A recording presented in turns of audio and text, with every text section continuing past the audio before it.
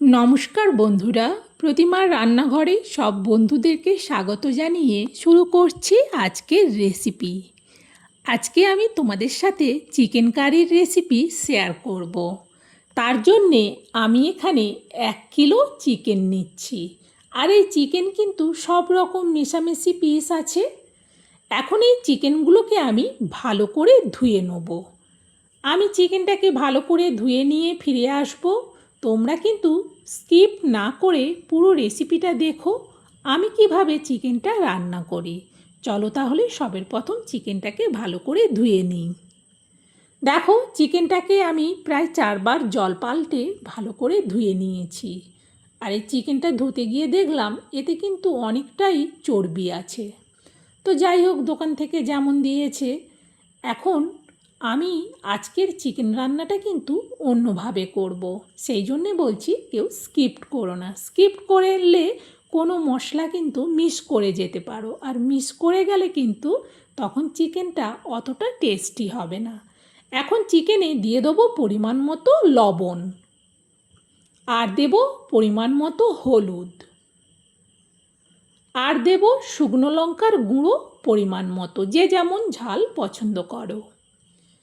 দিয়ে দিচ্ছি গ্রেট করা আদা, 1 চা চামচের মাপে 2 চামচ। আর দেব পেঁয়াজের পেস্ট। এখানে আমি বড় সাইজের 3 পিস পেঁয়াজের পুরো পেস্টটাই দিচ্ছি।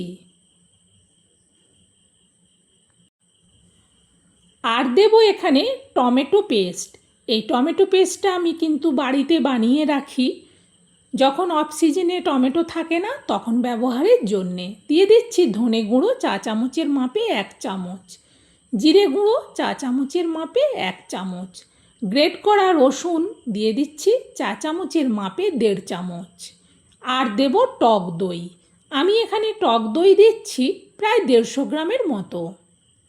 1 কিলো চিকেনের জন্যে 150 গ্রাম টক দই হলেই কিন্তু হয়ে যাবে। পুরো টক দইটা পরিষ্কার করে দিয়ে দিলাম।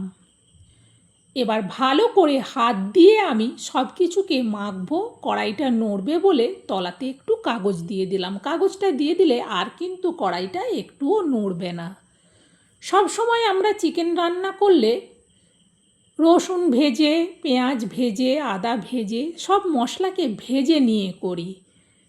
একবার যদি এইভাবে রান্না করে দেখো না, সত্যিই বলছি মনে হবে আর পেঁয়াজ রসুন ভেজে বানাবো না, এইভাবেই বানাবো। সত্যিই বলছি চিকেনটা এইভাবে রান্না করলে ভীষণ টেস্টি হয়। আমি কিন্তু এতে যে লবণ, হলুদ, লঙ্কা দিলাম সব কিন্তু একেবারেই পরিমাণ মতো দিয়ে দিয়েছি। আর কিন্তু নতুন করে লবণ, হলুদ, লঙ্কা আর কোনো কিছু দিতে হবে না। শুধু এটা ভালো করে মেখে নিতে হবে। দেখো মেখে নিয়েছি, এবার হাতটা ধুয়ে নিই। হাতটাকেও ভালো করে ধুয়ে নিয়েছি। চলো এবার রান্নাটা শুরু করব। এটা মেখে রেখে দিলাম। এটাকে রেখে দিয়ে এইদিকে গ্যাস জেলে কড়া বসিয়ে দিয়ে কড়াতে দিয়ে দিলাম বেশ কিছুটা তেল। আন্দাজে প্রায় 50 গ্রামের মতো তেল দিচ্ছি। তেলটাকে কড়ার উপর পর্যন্ত করে নিলাম, আর কড়া তেল খুব ভালো করে গরম করে নেব। এই চিকেনে দেওয়ার জন্যে আমি এখানে আলু কেটেছি। আলুগুলোকেও বড় বড় করে কেটেছি। যখন চিকেন ধুয়েছিলাম তখন কিন্তু আলুটাকেও ধুয়ে নিয়েছিলাম। এখন আলুটাকে ভালো করে উল্টে পাল্টে গরম তেলের সাথে নাড়াতে থাকবো। এবার গ্যাসটাকে মিডিয়ামে রেখে আলুগুলোকে ভাজতে থাকবো। আর ওইদিকে কিন্তু চিকেনে লবণ হলুদ সব কিছু মাখিয়ে নিয়েছি, কিন্তু এই আলুর জন্যে দিয়ে দিচ্ছি অল্প হলুদ আর অল্প লবণ, যাতে আলু ভাজতে গিয়ে লবণ হলুদটা আলুর সাথে বেশ ভালো করে মিশে যায় আলুর ভেতর পর্যন্ত, তাহলে কিন্তু লবণটা চলে যাবে। লবণ হলুদ দেওয়ার পর ভালো করে কিন্তু আলুগুলোকে এদিক ওদিক উল্টে পাল্টে ঘুরিয়ে ফিরিয়ে সুন্দর করে ভেজে নেব।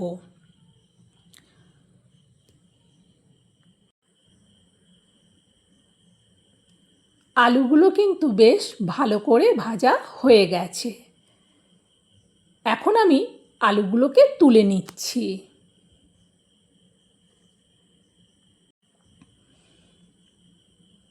সব আলুগুলো তোলার পর এবার আমি তেলের মধ্যে দিয়ে দিচ্ছি একটা তেজপাতা আর কয়েকটা ছোট এলাচ, দারুচিনি, লবঙ্গ। 1 মিনিট ভেজে নেব। গরম মশলা থেকে কিন্তু সুন্দর সেন্ট বেরোচ্ছে।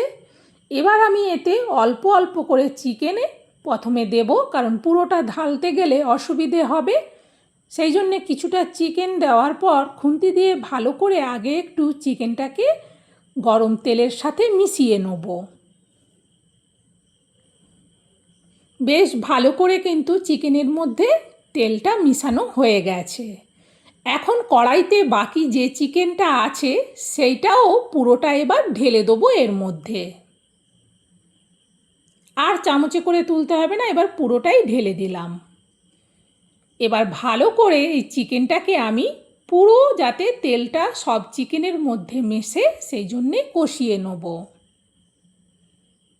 চিকেন থেকে কিন্তু জল ছাড়তে শুরু করে দিয়েছে। গ্যাসটাকে কিন্তু বাড়িয়ে রেখেছি, তাহলে তাড়াতাড়ি এর যে এক্সট্রা জল সেটা কিন্তু শুকিয়ে যাবে। প্রায় 3 মিনিটের মতো চিকেনটাকে কিন্তু আমি নাড়ালাম। চিকেনের জল শুকনো হতে শুরু করেছে। এখন এতে দিয়ে দেবো আলুগুলো।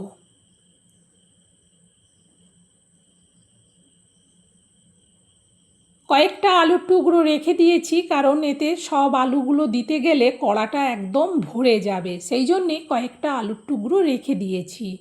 সব আলুর টুকরোগুলো দিলাম না, তাতেও কিন্তু কড়া বেশ ভালো করে ভরে গেছে।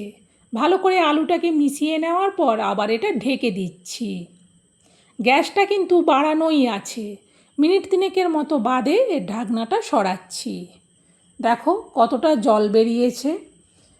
ভালো করে এবার খুন্তি দিয়ে আবারও আমি চিকেন শুদ্ধ আলুটাকে একটু নাড়াতে থাকবো।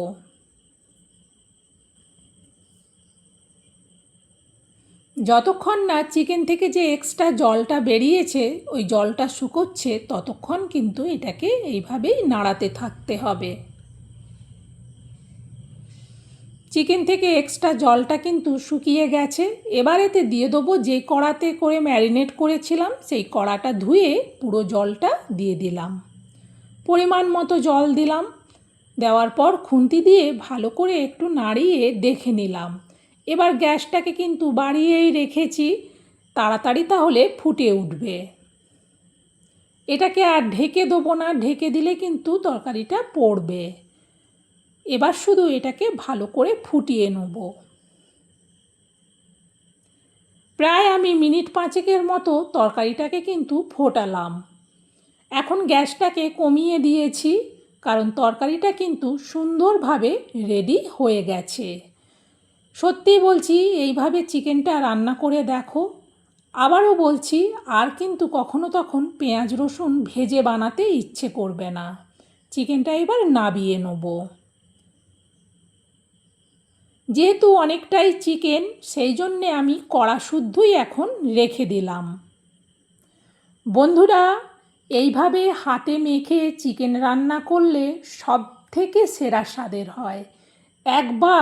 একবার আমার দেখানো পদ্ধতিতে বানিয়ে দেখো, গ্যারেন্টি দিচ্ছি আগে যত রকমভাবে বানিয়ে খেয়েছো তার থেকে সেরা মনে হবে।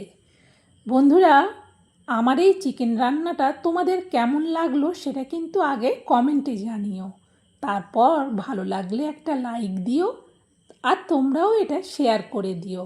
আর অবশ্যই একবার এটা বানিয়ে খেয়ে শুধু দেখো, স্বাদ মুখে লেগে থাকবে।